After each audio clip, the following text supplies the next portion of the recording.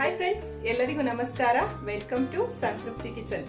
ನಾನಿವತ್ತು ಒಂದು ಸಿಹಿ ತಿಂಡಿಯ ರೆಸಿಪಿ ಜೊತೆ ಬಂದಿದ್ದೀನಿ. ಇದು ಹಲಸಿನ ಹಣ್ಣಿನಿಂದ ಮಾಡಿರೋದು. ಈಗ ಹೇರಳವಾಗಿ ಹಲಸಿನ ಹಣ್ಣು ಸಿಗ್ತಾ ಇರೋದ್ರಿಂದ ಆದಷ್ಟು ನಾನು ಹಲಸಿನ ಹಣ್ಣಿನಿಂದ ಮಾಡುವಂತಹ ರೆಸಿಪಿಗಳನ್ನ ನಿಮಗೆ ತೋರಿಸ್ಕೊಡ್ತಾ ಇದ್ದೀನಿ.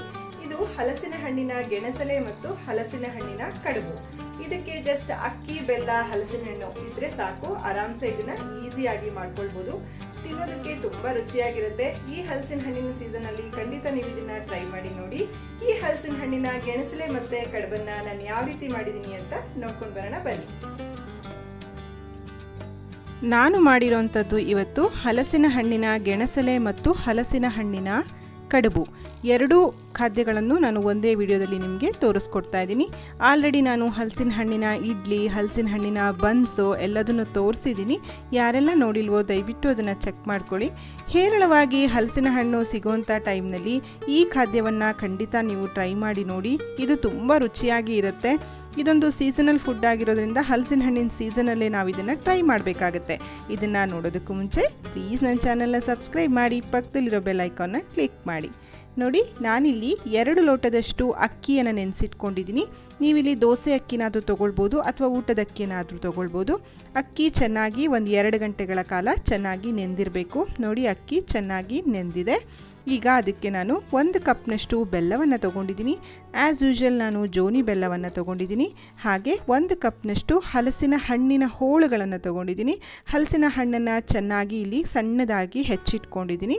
ಹಾಗೆ 1 ಇಡೀ ತೆಂಗಿನಕಾಯಿ ತುರಿಯನ್ನು ತೊಗೊಂಡಿದ್ದೀನಿ. ಅದು ಸಹ 1 ಕಪ್ನಷ್ಟು ಬಂದಿದೆ ನನಗೆ. ಆದಷ್ಟು ಫ್ರೆಶ್ ಆಗಿರುವಂತಹ ತೆಂಗಿನಕಾಯಿ ತುರಿಯನ್ನು ತೊಗೊಳ್ಬೇಕಾಗತ್ತೆ. ಈಗ ನೆಂದಿರುವಂತಹ ಅಕ್ಕಿಯನ್ನು ಮಿಕ್ಸರ್ ಜಾರ್ಗೆ ಹಾಕಿ ಚೂರು ನೀರನ್ನು ಹಾಕದೆ ಹಾಗೆ ಗಟ್ಟಿಯಾಗಿ ಇದನ್ನು ರುಬ್ಕೊಳ್ಬೇಕಾಗತ್ತೆ ಫ್ರೆಂಡ್ಸ್. ಇಲ್ಲಿ ಯಾವುದೇ ಕಾರಣಕ್ಕೂ ನೀರನ್ನು ಹಾಕಿ ತೆಳ್ಳಗೆ ರುಬ್ಕೊಳ್ಬೇಡಿ. ಆವಾಗ ನಮಗೆ ಗೆಣಸಲೆ ಮತ್ತು ಕಡುಬನ್ನು ಮಾಡೋದು ಕಷ್ಟ ಆಗುತ್ತೆ. ನೋಡಿ, ನಾನಿಲ್ಲಿ ಆದಷ್ಟು ಗಟ್ಟಿಯಾಗಿ ರುಬ್ಕೊಂಡಿದ್ದೀನಿ. ನೆಂದಿರೋದ್ರಿಂದ ಅಕ್ಕಿ ರುಬ್ಬೋದಕ್ಕೆ ಅಷ್ಟು ಕಷ್ಟ ಆಗೋದಿಲ್ಲ. ಆದಷ್ಟು ಗಟ್ಟಿಯಾಗಿ ರುಬ್ಕೊಳ್ಳಿ. ಈಗ ಒಲೆ ಮೇಲೆ ಒಂದು ಕಡಾಯನ್ನು ಇಟ್ಕೊಂಡು ಸಣ್ಣದಾಗಿ ಹೆಚ್ಚಿರುವಂತಹ ಹಲಸಿನ ಹಣ್ಣಿನ ಹೋಳುಗಳನ್ನು ನಾನಿಲ್ಲಿ ಆ್ಯಡ್ ಮಾಡ್ತಾಯಿದ್ದೀನಿ. ಇದನ್ನು 1-2-3 ಮಿನಿಟ್ಸ್ ನೀವು ಫ್ರೈ ಮಾಡ್ಕೊಳ್ಬೇಕಾಗತ್ತೆ. ಯಾಕೆ ಅಂದರೆ ಹಲಸಿನ ಹಣ್ಣಲ್ಲಿ ಮಾಯ್ಶ್ಚರ್ ಕಂಟೆಂಟ್ ಇರುತ್ತೆ. ಸ್ವಲ್ಪ ಅದು ಆರಲಿ ಅಂತ ನಾವಿಲ್ಲಿ ಈ ಸ್ಟೆಪ್ಪನ್ನು ಮಾಡ್ತಾಯಿದ್ದೀವಿ. ನೋಡಿ, ಇದು 1-2-3 ಮಿನಿಟ್ಸ್ನಲ್ಲೆಲ್ಲ ಈ ರೀತಿ ಚೆನ್ನಾಗಿ ಒಣಗಿದ ಮೇಲೆ ನಾನು ತೊಗೊಂಡಿರುವಂತಹ ಬೆಲ್ಲವನ್ನು ಇಲ್ಲಿ ಆ್ಯಡ್ ಮಾಡ್ತಾಯಿದ್ದೀನಿ. ಹಲಸಿನ ಹಣ್ಣಿನ ಸಿಹಿಯನ್ನು ನೋಡಿಕೊಂಡು ನೀವು ಬೆಲ್ಲವನ್ನು ತೊಗೊಳ್ಳಿ. ತುಂಬ ಸಿಹಿ ಇದ್ದರೆ ಬೆಲ್ಲವನ್ನು ನೀವು ಸ್ವಲ್ಪ ಕಡಿಮೆ ತೊಗೊಳ್ಬೋದು. ಇಲ್ಲಿ ಜೋನಿ ಬೆಲ್ಲದ ಬದಲಾಗಿ ಉಂಡೆ ಬೆಲ್ಲವನ್ನು ತೊಗೊಂಡ್ರೆ ಅದನ್ನು ಪುಡಿ ಮಾಡಿ ಈ ರೀತಿ ಹಾಕ್ಕೊಳ್ಬೇಕಾಗತ್ತೆ. ನಾನಿಲ್ಲಿ ಜೋನಿ ಬೆಲ್ಲವನ್ನು ಹಾಕ್ಕೊಂಡಿದ್ದೀನಿ. ಬೆಲ್ಲದೊಟ್ಟಿಗೆ ಹಲಸಿನ ಹಣ್ಣಿನ ಹೋಳು ಈ ರೀತಿ ಚೆನ್ನಾಗಿ ಬಾಯ್ಲ್ ಆಗೋಕ್ಕೆ ಸ್ಟಾರ್ಟ್ ಆದಮೇಲೆ ನಾವು ತೆಂಗಿನಕಾಯಿ ತುರಿಯನ್ನು ಇದಕ್ಕೆ ಆ್ಯಡ್ ಮಾಡಬೇಕು. ತೆಂಗಿನಕಾಯಿ ತುರಿಯನ್ನು ಸ್ವಲ್ಪ ಜಾಸ್ತಿ ತೊಗೊಂಡ್ರು ಚೆನ್ನಾಗೇ ಆಗುತ್ತೆ, ಏನೂ ತೊಂದರೆ ಇಲ್ಲ. ಇದು ಪಾಕ ಎಲ್ಲ ಬರುವಂಥ ಅಗತ್ಯ ಇಲ್ಲ. ಜಸ್ಟ್ ಈ ರೀತಿ ಎಲ್ಲದೂ ಮಿಕ್ಸ್ ಆಗೋ ತನಕ 1-2-3 ಮಿನಿಟ್ಸ್ ಕುಕ್ ಮಾಡ್ಕೊಳ್ಳಿ. ಇದು ಹೂರಣ ತಯಾರಾಗಿದೆ. ಈಗ ಇದನ್ನು ಒಂದು ಪ್ಲೇಟಿಗೆ ಹಾಕಿ ತಣ್ಣಗಾಗೋದಕ್ಕೆ ಬಿಡ್ತಾ ಇದ್ದೀನಿ. ಈ ಕಡೆ ನಾನು ಗಟ್ಟಿಯಾಗಿ ಅಕ್ಕಿಯನ್ನು ಸಹ ರುಬ್ಬಿ ಇಟ್ಕೊಂಡಿದ್ದೀನಿ. ನೋಡಿ, ಈ ರೀತಿ ಗಟ್ಟಿಯಾಗಿ ರುಬ್ಕೊಂಡಿದ್ದೀನಿ. ಇದನ್ನು ನಾನು ಬಾಳೆ ಎಲೆಯಲ್ಲಿ ಹಚ್ತಾ ಇದ್ದೀನಿ. ಬಾಳೆ ಎಲೆಯನ್ನು ಈ ರೀತಿ ಪೀಸ್ ಮಾಡಿಕೊಂಡು ಕ್ಲೀನ್ ಮಾಡ್ಕೊಳ್ಳೋಣ. ಫಸ್ಟು ಕ್ಲೀನ್ ಮಾಡ್ಕೊಂಡ್ಮೇಲೆ ನಾನು ಇದನ್ನು ಒಲೆ ಮೇಲೆ ಅಂದರೆ ಗ್ಯಾಸ್ ಸ್ಟವ್ ಒಲೆ ಮೇಲೆ ಇದನ್ನು ಇಟ್ಟು ಬಾಡಿಸ್ಕೊಳ್ತಾ ಇದ್ದೀನಿ. ಬಾಳೆ ಎಲೆಯನ್ನು ಬಾಡಿಸ್ಕೊಳ್ಳೋದ್ರಿಂದ ಫೋಲ್ಡ್ ಮಾಡಿದಾಗ ಅದು ಹರಿದು ಹೋಗೋದಿಲ್ಲ ಅಂತ.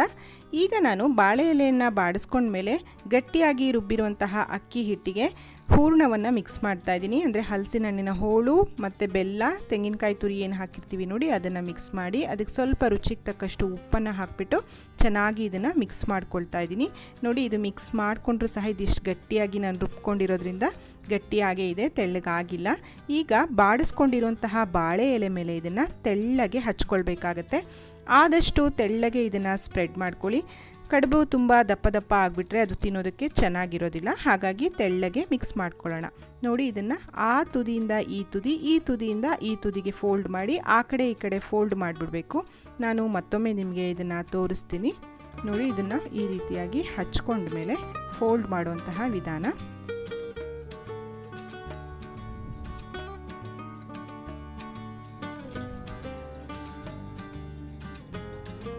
ಈ ರೀತಿಯಾಗಿ ಎಲ್ಲದನ್ನು ಫೋಲ್ಡ್ ಮಾಡಿಕೊಂಡು ನಾನು ಇಡ್ಲಿ ಕುಕ್ಕರ್ನಲ್ಲಿ ಇದನ್ನು ಕುಕ್ ಮಾಡ್ಕೊಳ್ತೀನಿ. ಅಡಿಯಲ್ಲಿ ನೀರು ಹಾಕಿ ಅದು ಚೆನ್ನಾಗಿ ಬಾಯ್ಲ್ ಆಗ್ತಾ ಇದೆ ಅನ್ನುವಾಗ ನೀವು ಈ ರೀತಿ ಇದನ್ನು ಹಬೆಯಲ್ಲಿ ಬೇಯಿಸ್ಕೊಳ್ಬೇಕಾಗತ್ತೆ.